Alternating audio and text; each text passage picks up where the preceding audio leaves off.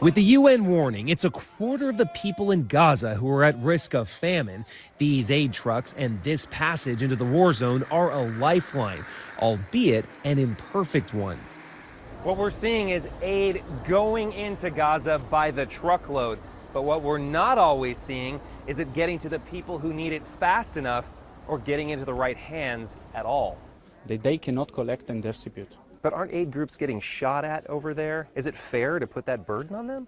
We acknowledge that there are challenges, but mostly they are distributing for the last 2.5 weeks without any violence. Additional aid is on its way by sea for the first time in this war. More than 100 tons from Europe arriving today on a humanitarian ship.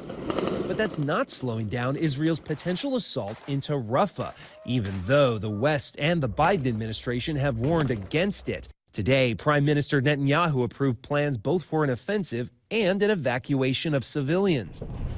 The assault itself is believed to be at least weeks away, unless there's a ceasefire in exchange for hostages held by Hamas for 5 months, to the fury of Israeli protesters. We can't leave them there. We just can't. This is our family. This is my blood, okay? To get them back, sources at the ceasefire talks in Doha tell CBS News that Hamas is now demanding the release of up to 1,000 Palestinian prisoners and a pause in fighting. So far, Israel says that's unrealistic. Nevertheless, Israel is attending ceasefire talks in Doha. The White House says it wants that ceasefire for 2 reasons: to finally bring Israeli hostages home and to get additional aid to the people of Gaza.